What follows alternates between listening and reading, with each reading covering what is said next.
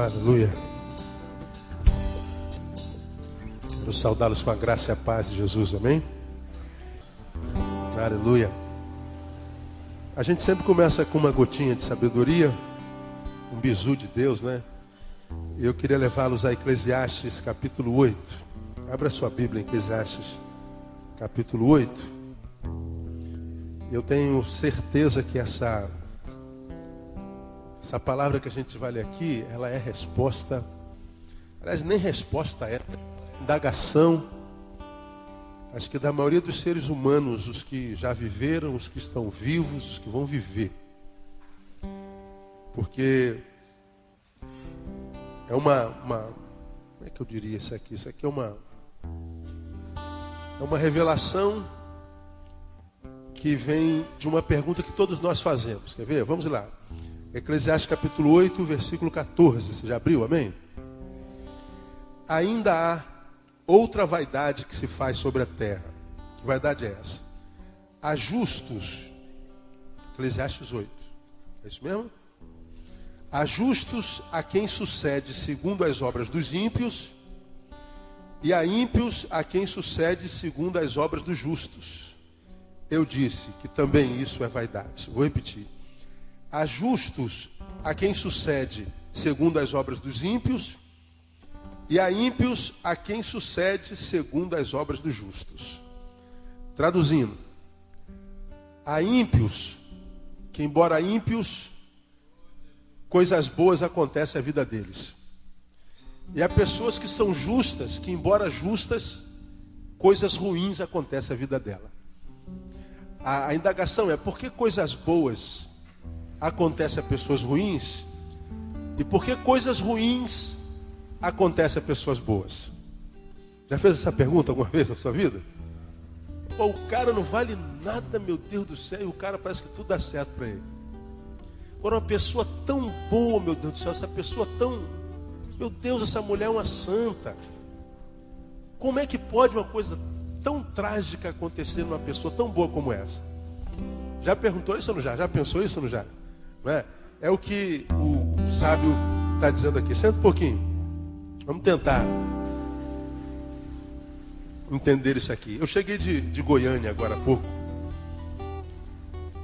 E almoçando lá hoje, conversava com o pessoal onde fui pregar segunda e terça. E eles estavam me falando de uma jovem que é muito conhecida na cidade porque ela é líder de oração. Na cidade ela conseguiu fazer um movimento de oração na cidade de Goiânia muito tremendo. E Goiânia é a cidade mais evangelizada, numericamente falando, do Brasil. 35% da população é evangélica. Não sei se toda ela é crente, mas evangélica ela é. E essa mulher, ela conseguiu unir as denominações no trabalho de oração, que junta lá bimestralmente 10, 12, 15 mil pessoas. Uma mulher que vive de joelho. E eles falaram que o joelho dela é marcado, porque ela vive de joelho mesmo, ora muito. E se você observar o joelho dela, tem o couro mais grosso, porque é uma mulher de oração. Essa mulher ficou 10 anos sem poder ter filhos. Por ela Deus curou um monte de gente e abençoou um monte de gente, fez milagres que foram testificados pela mídia secular. E essa mulher então obteve um milagre, engravidou. O primeiro filho nasceu hidrocefálico. Hidrocefalia é uma doença que a criança nasce com a cabeça grande e cheia d'água. É um tipo de retardo mental. A pessoa não anda, não fala, a pessoa não vive uma vida comum. Essa criança que nasceu depois de 10 anos de tentativa, morre depois de 2 anos de vida. E ela então tenta ter filho, ela teve outro filho. Seu filho nasceu tetraplégico. Morreu após 2 anos de vida. Ela então continua tentando, depois de enterrar o segundo filho, ela engravida a 3ª vez. E ela tem um 3º filho. O filho dela morre atropelado aos 2 anos de idade.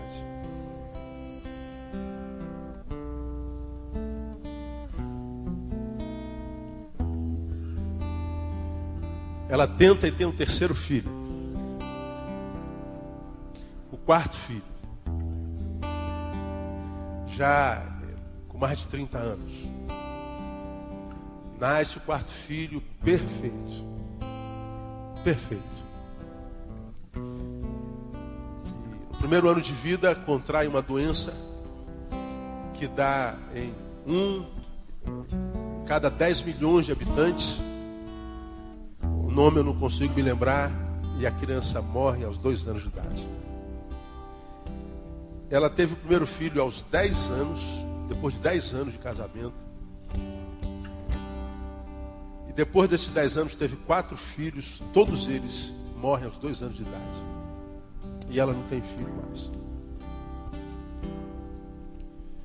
Isso foi um testemunho muito negativo na cidade. Como é que uma coisa dessa acontece numa pessoa dessa? Porque coisas ruins acontecem a pessoas boas. Por que coisas boas acontecem a pessoas ruins? O cara não presta, ganha 10 tiros, sobrevive.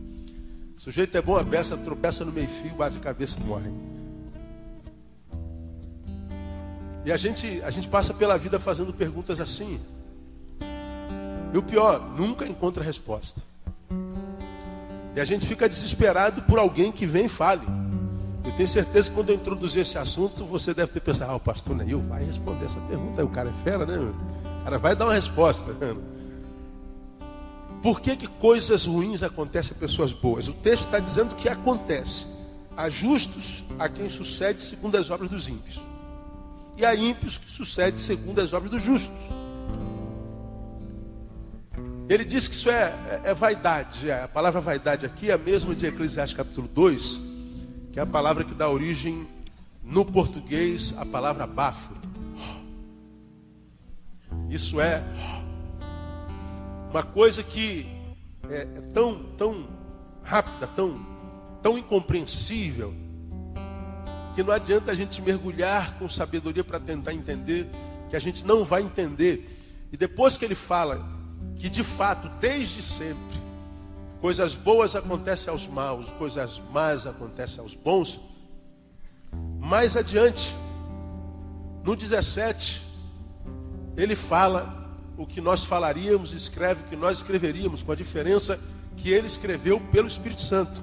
Ele diz no versículo 17: então contemplei toda a obra de Deus e vi que o homem não pode compreender a obra que se faz debaixo do sol, pois por mais que o homem trabalhe para descobrir, não a achará, embora o sábio queira conhecê-la, nem por isso a poderá compreender.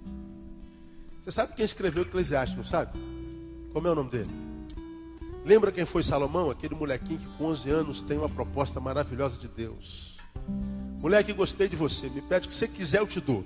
O que Salomão pediu? Sabedoria. Eu já preguei sobre isso aqui. O moleque que aos 11 anos, com a proposta do Todo-Poderoso, pede-me o que quiseres, pede sabedoria. Esse moleque já era muito sábio. Porque se fosse qualquer um de nós aos 11, pediria um PlayStation, né?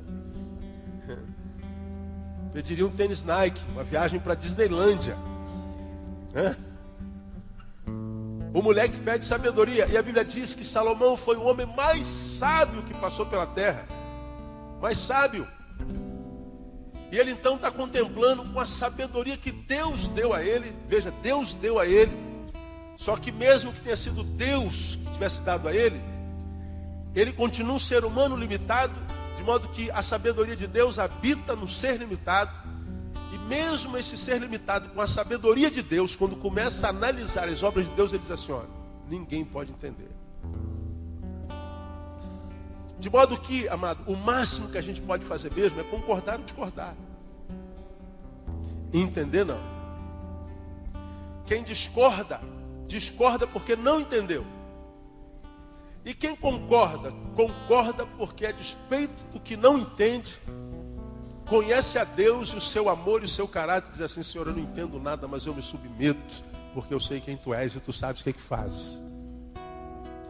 Porque há momentos na minha vida, irmão, que eu não entendo nada e na minha pequenez, mas ousadia, eu no meu quarto, nas minhas devocionais, falo assim, Deus, olha, Eu não entendo o que você está fazendo com aquela família, com aquela pessoa, comigo.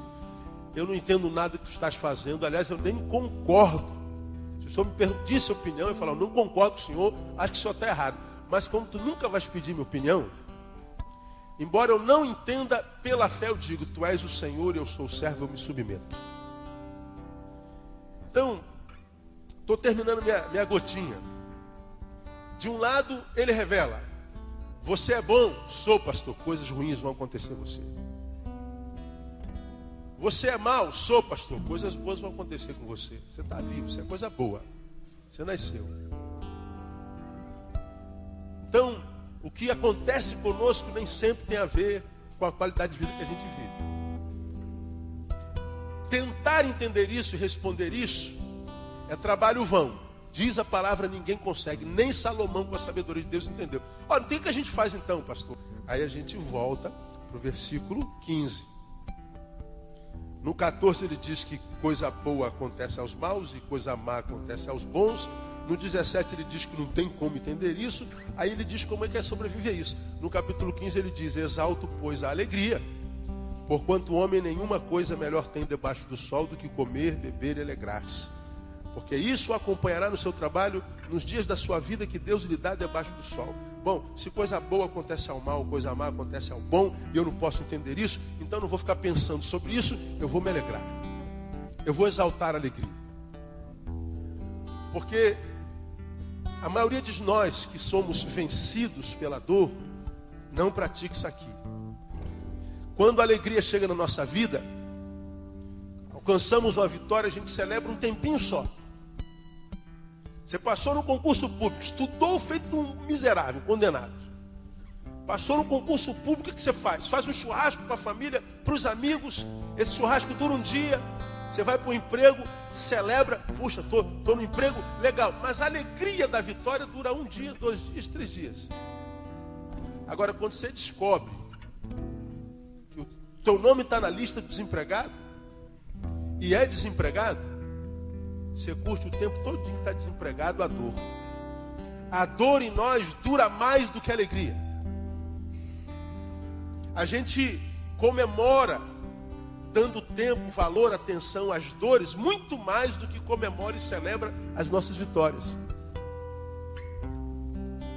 Quando estamos felizes, damos um churrasco. Quando estamos tristes, dormimos tristes, acordamos tristes, ligamos para os amigos cobrando que eles não estão conosco porque nós estamos tristes. Nós nos aborrecemos porque pensávamos que os amigos eram amigos, mas descobrimos que eles não são amigos, porque se fossem amigos estariam comigo porque eu estou triste. Aí vem a frustração, aí vem a decepção, e a gente vai curtindo a decepção, a frustração, a amargura, a mágoa, e a gente vai curtindo. Aí o que acontece? A tristeza nos que se entregam a ela vai se cronificando, vai ficando crônica, crônica, crônica, crônica. Daqui a pouco, tristeza não é mais um sentimento com o qual você está. Tristeza é uma coisa que agora você é. Você pode estar triste, não ser triste. Mas quando a gente curte o estado de tristeza mais do que o estado de alegria, esse estado de tristeza se acopla ao nosso ser e a gente deixa de estar triste para ser uma pessoa triste. E aí a vida fica cinzenta. Deus deixa de ser bom para ser mal. Os amigos não são mais amigos porque eles tinham que estar comigo. E quando a gente pensa que os amigos têm que estar conosco o tempo inteiro, nós não estamos tratando como amigos, estamos tratando como empregado. E ninguém é obrigado a estar conosco, mesmo que seja amigo. O amigo estar conosco é a opção dele. Ah, mas se ele não está, não é amigo. Pois é, mas admitir e aceitar e respeitar o fato do amigo estar ausente é uma visão também de quem é amigo. Então, quando você não considera ou respeita a opção do amigo de estar longe, você também não está sendo amiga dele.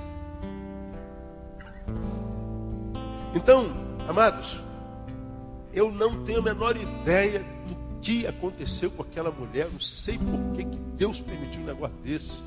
Eu não sei que raio de desgraça é aquela de perder 4 filhos, todos com 2 anos. Eu não tenho a menor ideia, não entendo, mas eu sei de uma coisa por causa dos frutos. Deus é bom e a sua misericórdia dura para sempre. Talvez você esteja pensando aqui, principalmente você mulher, pô pastor, essa mulher deve estar muito mal, não é? Ela continua liderando o trabalho de oração, e é uma mulher que prega a palavra, e é uma mulher que é cheia da alegria do Senhor. A alegria do Senhor é a força dela. Então eu não sei porque coisas ruins aconteceram com aquela mulher boa, mas eu sei que uma coisa muito boa tem acontecido com aquela mulher, que coisas ruins aconteceram. A despeito de tudo de ruim que aconteceu, ela continua sendo uma mulher alegre. E continua exaltando o Senhor. Agora, se fosse você ou eu, como é que nós estaríamos tendo perdido 4 filhos? Talvez já teríamos chutado pau, dizendo que Deus não existe, o diabo é que é Senhor.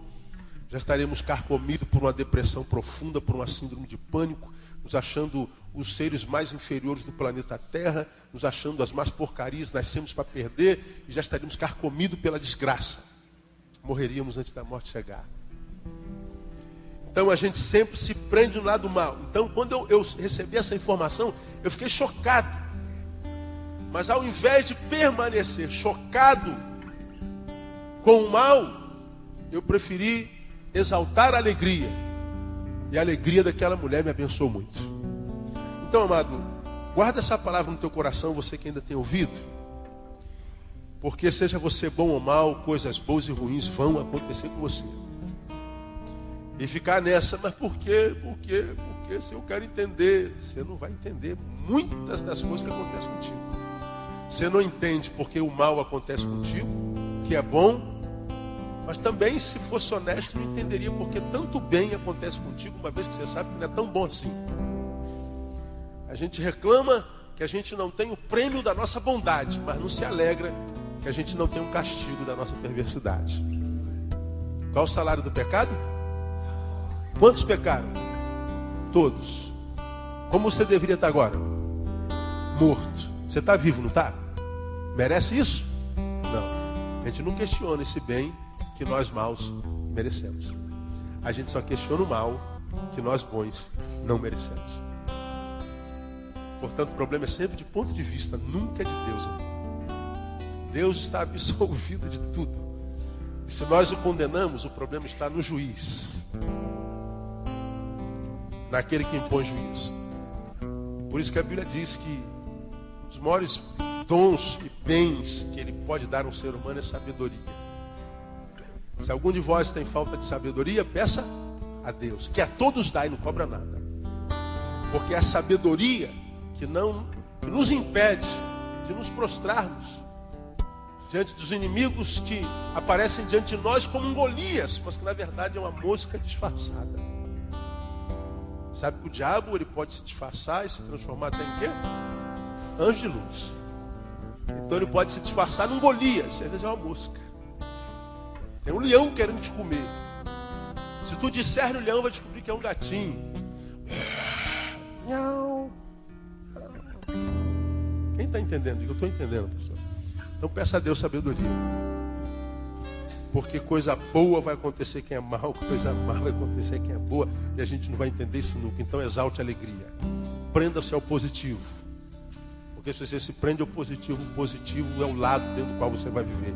Deus é bom e a sua misericórdia dura para sempre. Aplauda Ele bem forte, porque Ele é Deus. Vamos louvar o Senhor.